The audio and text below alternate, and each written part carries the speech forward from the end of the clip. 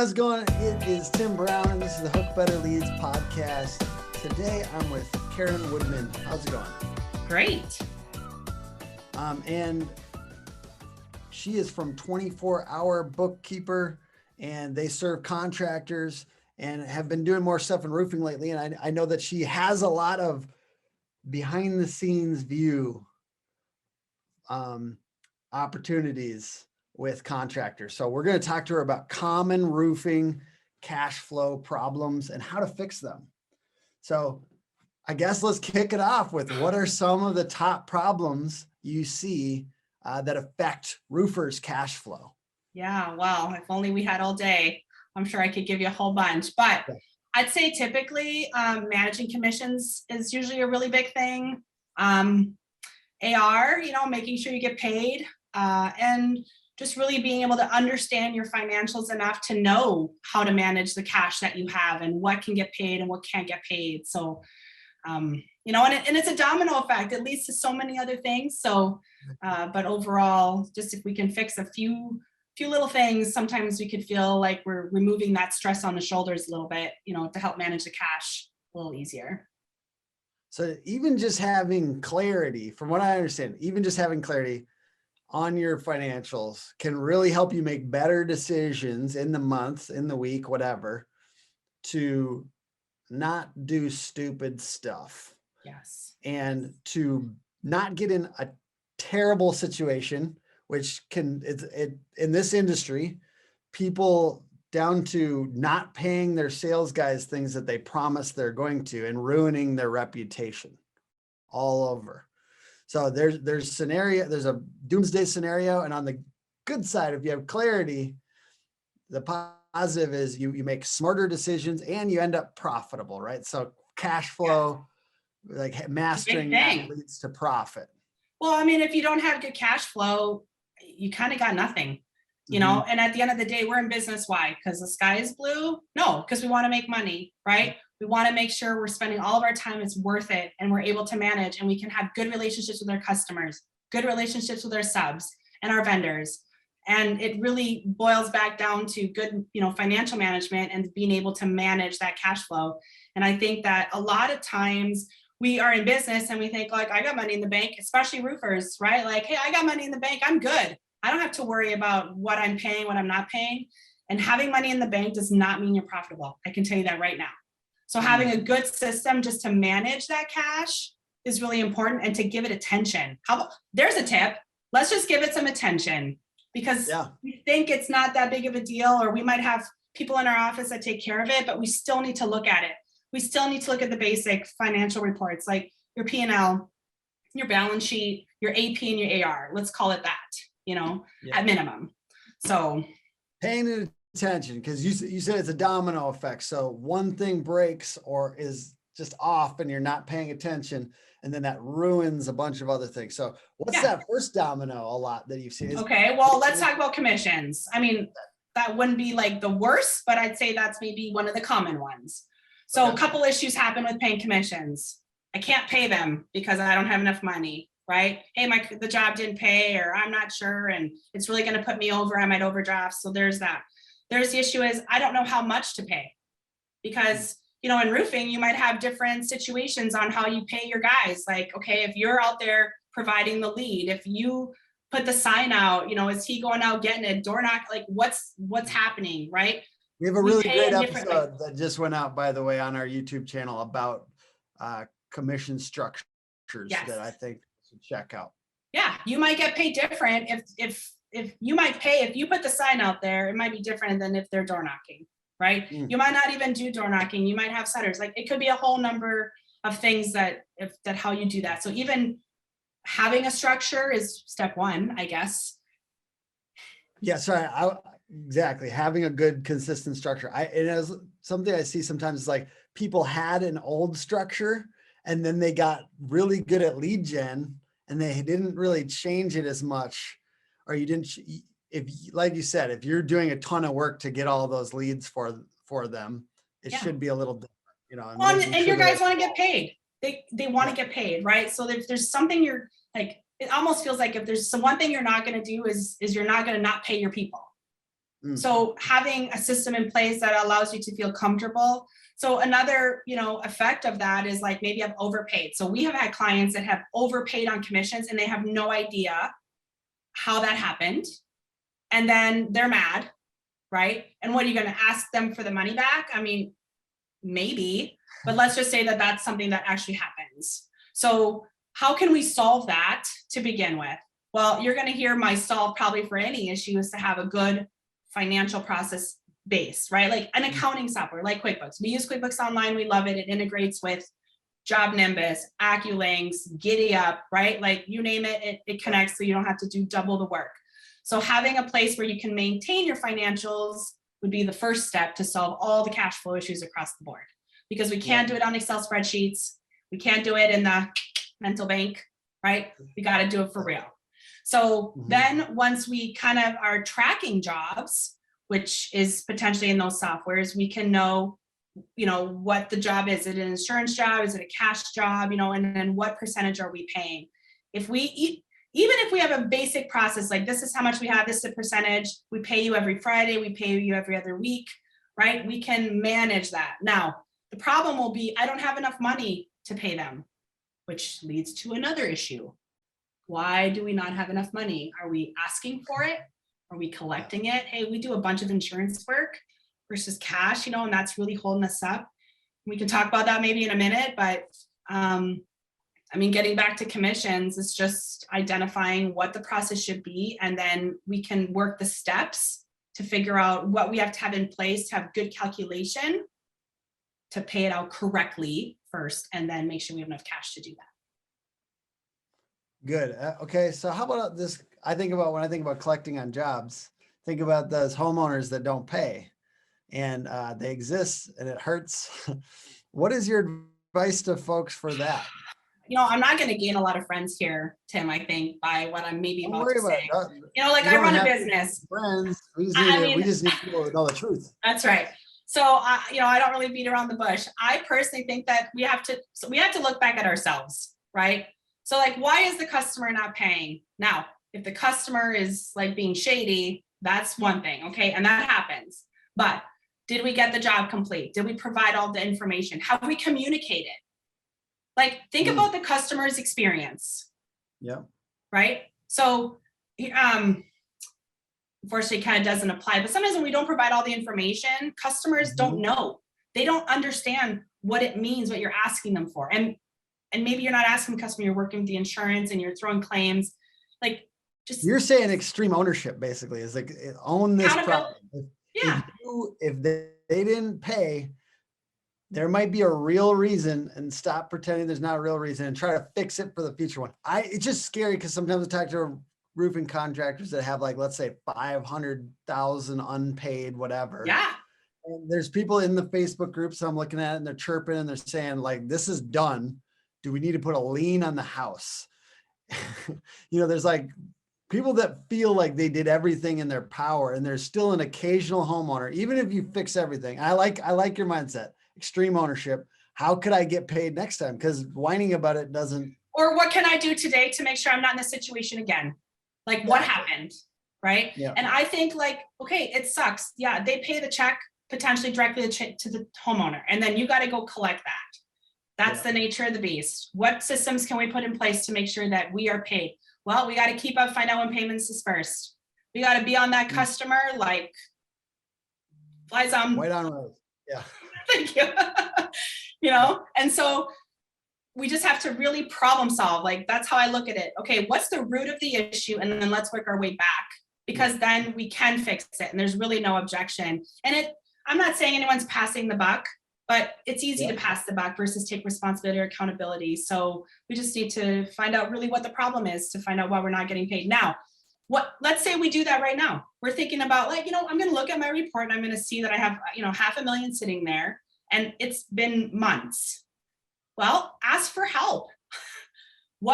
Tackle little by little, like one invoice at a time, one customer at a time, one situation at a time. Like, it's okay. Like, let's be realistic of how long it might take to problem solve that. Yeah. I think that you can't, like if it's a problem that's accrued, if it's accrued over the past 6 months, I like the way you're saying that. It's not going to get solved in 1 week. Let's Yeah. set realistic goals about tackling this over the next month and a half Yes. or whatever. And let's get other people on our team involved and let's go after it. And That's right. getting money is part of this business. Like Yes. actually getting the money Well, I into our need the account is money. part of this business. Yeah. Yeah. So So like let's talk having about, systems around that are important. well, and then talk about seasonality on top of that. So now you're going, if depending where you're located, you're now going into the winter season, and for you And we got potentially a lot slow. of Eastern guys and Midwest guys and some Southern, but Yeah, and there's some a good go all year and some stop. Yeah. Right. And so now you're like, okay, well, I have to pay, I need cash. Yeah. Well, this is where a line of credit comes in handy. Can you get a line of Mhm. credit to use during your off season or your slow time? How would you say, I think that's great advice. And I believe like that's really, really important for a lot of these guys. So how would you say, what have you seen most effective going and finding that line of credit? Do you look at local banks? Do you look at banks with specialty in the roofing industry? How do you find those lines of credit? Do you have any specific? You know what the trick tips? is? Good financial management. You have to Yeah. provide those financial reports to that banker, and having a good relationship with the banker. You know, like having your money sit somewhere. Go ahead. Sorry. Pause for a short commercial for 24hourbookkeeper.com. No, just kidding. It's not a real commercial, guys, but Karen does this for companies, and we're not going to pitch this very hard during this thing, but please reach out to her if you're looking for help in this. If this is somewhere where you're struggling, talk to her. Okay, so what are the things that these banks are looking for? What are the specific items that they are looking for to say whether you're an appropriate, Business. person to get? Yeah. Yeah. So profitability, right? They want to make Yeah. sure you're cash flowing. That's what we're talking about today. Well, Mhm. how do you do that? Well, you should be able to bring in money, which is revenue, right? You've got your costs that should be at a decent percentage, Yeah. right? Yeah. Whatever your gross profit margin you're shooting for, if it's 25% or 50% or whatever it might be, you have to show that it makes sense. And then you got to operate. And then you should have some money left over, hopefully. That's what they're looking at. And Yeah. so if we can't even produce that report, or if it doesn't make sense or it's not right, that's going to make it that much harder to get a line of credit, right? What have you been in the Amazon mindset? What do where you mean? where you weren't profitable, but it was kind of strategic for a little while, like because you were trying not to incur as much taxes. You know what I'm saying? This is me. So Yeah, I'm just being no, honest. totally not judging. Yeah. Yeah. So I think if I'm understanding right, like there's ways, there's something called like a work in progress, a WIP schedule that basically says, because in roofing, we're managing 100, 200 jobs at one time. The jobs are in and out, right? Material hits the job site, you're on the roof the next day, out typically, right? And if you're doing any other exterior work, things like that are basically extra. So when you think of all of your jobs, which has say less than 10 line items, you should be able to just show all of that. And this is all the work I have out that isn't reflected on my financial reports because I haven't billed for it yet, but I've incurred costs or it's committed. That helps. Yeah. And so putting that together would be, a big piece to getting some of that funding potentially. And I mean, I can't control if you have good credit or not. So I don't want to say that that's not important because I'm not a banker. I don't know, but when you're organized, somebody has their trust in you because you're organized. If you're not organized, why would they want to give you any money? I mean, it's simple, but very good advice. Okay. So any other tips on let's say you're talking about paying out your costs and when to do it and when to, I tell a story from Profit First, Mike McCallitz. I like this book. He talks about basically this guy that he followed around in his business. And he's like, I have to go get this equipment. It's at whatever, Home Depot or something. And he's like, you know what? I'm going to do it tomorrow. And he followed along with him for 5 days. And he did that 5 times. And he just said, I'm going to do that tomorrow. And the guy's like, what's that? He's like, he realized it was his strategy. He was pushing costs down the road a little bit. And he tells that as an honor, he's honorable story. He's talking about the idea that you don't need all this stuff right now. Stop acting like you need everything right now and Right. kind of do defer a little bit. How do you like give tips to people for like not buying everything in advance so that their cash flow gets blown? Well, if we're planning and we're trying to be organized about what our cash position looks like in the more, I'm not even call it long term. Let's just say into next month or into this quarter, right? Like you hear, a year, 5 years, 10 years. I'm just saying we kind of want to just make it through right now for a little while. It's true. Like if you don't need it, why would you buy it? Right. And I haven't seen so much that maybe when you're starting out and you need that equipment, but it's okay if you're renting it out. You have to really think about what you're buying too, when it comes to how it affects the expense of your business. Like if you're buying a large piece of equipment over $2,500, you can't write that off. It's depreciated.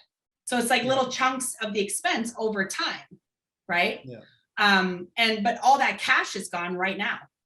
And you can't even, and so we really only want to say, okay, what is really, really necessary for the project? What is really necessary to move forward? And how about evaluating? Well, if I rent this equipment, it would be X, right? But if I bought it, it would be Y. And over my projects, with all the calculation, I feel like buying it makes more sense. Okay, well then that's what you should do. It's giving it mental attention and making a plan, right? Versus on the fly being like, man, that is an awesome looking new tool. Yeah, I want it. I really don't have, like, I always get stressed that I'm not gonna make payroll, but I really want that tool. Like that should be a red flag. Maybe not the time. We like to flex, people in the roofing industry like to flex. It's kind of a vibe, around roofing is the flexing thing. And I think that gets people in trouble sometimes.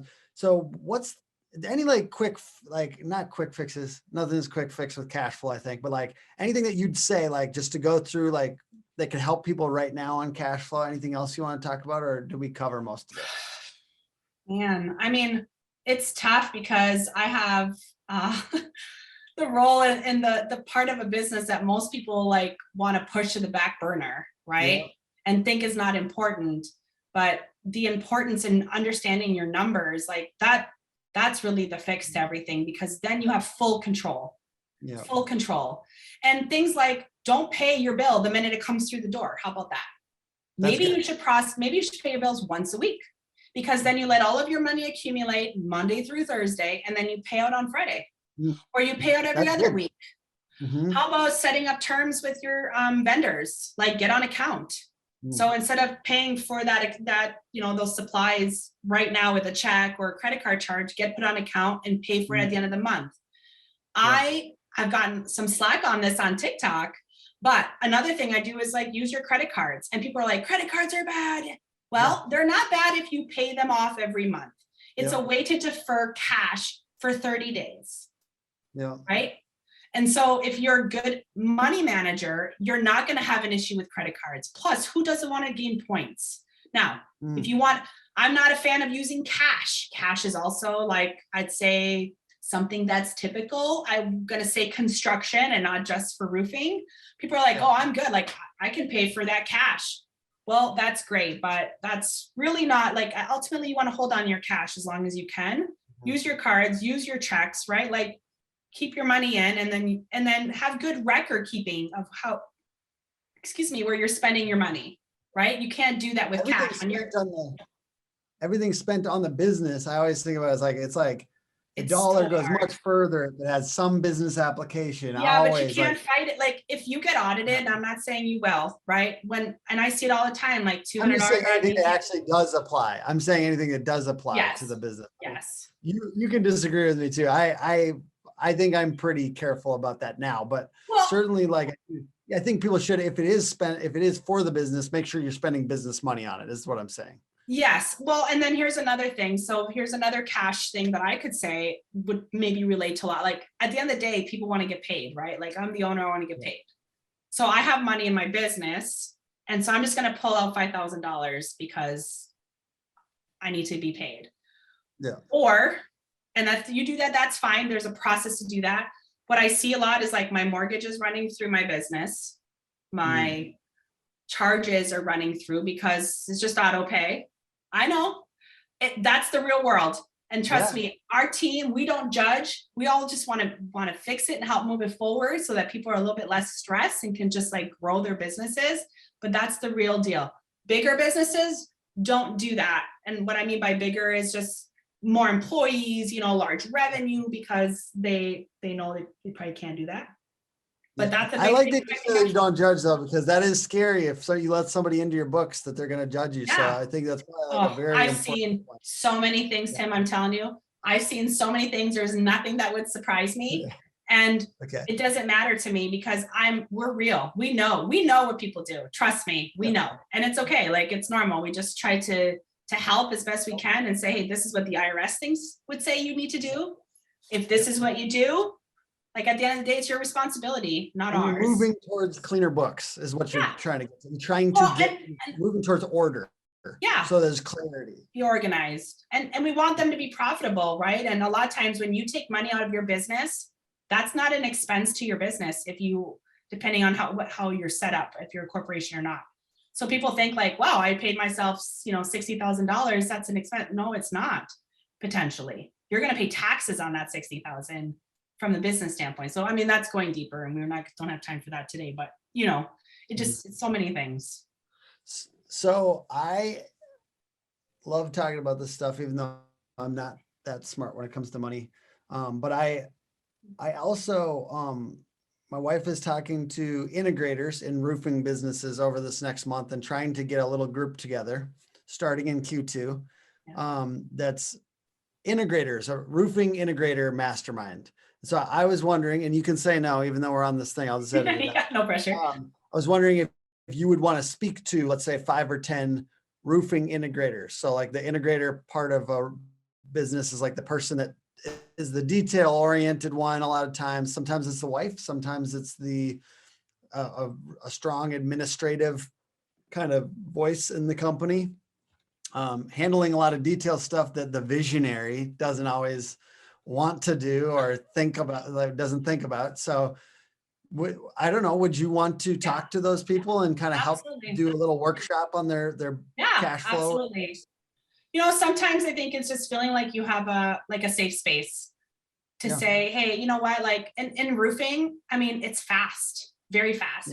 Business grows, lots of money, lots of jobs in and out, there's so many ways that we could find simplified systems and workflows that can make somebody feel like they have more control and that it's easier and can kind of focus on the bigger things, even though they're in those roles. Awesome. And so this might be the 101, and then you could do a little bit of the 201, and then the 301 is just hire 24-hour bookkeeper because I mean, for sure. I would say this too, like, for us, like, we're problem solvers. And I think that's what a lot of people sometimes they need help with. Everybody kind of knows, like, I need to have more cash. I need to collect on my jobs, like I need to pay my guys, I need to have good relationships, but it's the how. And then I think when you take what's happening in real life and dissect it and then put it back together, all in a matter of a conversation, potentially, all in a matter of a week or two, depending on what's going on, that's all the relief sometimes people need to feel better, because it's exhausting being an entrepreneur or being a business owner or running a team. Like that's and it's a lonely place sometimes. So feeling like you have good people like, you and I and resources that are out there, I think that's one step in the right direction for sure. Absolutely. So I hear you're going to be at IRE. So people we're exhibiting there. Yes. Do you know kind of like what other booths will be around you so people could find you? Yeah, we are like right the technology section right there. It's we're right on that hallway, on almost kind of on a 90 angle there. I have our booth information not handy, but we are right there in the technology section. So you guys could have a longer conversation with Karine at that booth. She's going to be there, and probably I'm going to be there, and 2 people from my team. I'll be floating around. You could probably find me in the Catalyst Group booth as well, because we're a member there. And Yeah, I mean, I'm there. And again, if you want to bring some stuff and you want me to look at it and you're comfortable with that, like, hey, Karen, like, give me 3 things that you see that's wrong with this. Like, please, happy to do it. Happy to do it. Awesome. I love it. Well, thank you for being on the podcast, and give everyone the .com so they can find you guys. 24hourbookkeeper.com. So it's 24Hr Bookkeeper.com. It's like the worst name for the amount of letters that are in there. It's good. Well, okay. And of course, the podcast is put on by hookagency.com, Hook Agency all over social. And thank you guys for listening and watching, and have a good one. Bye.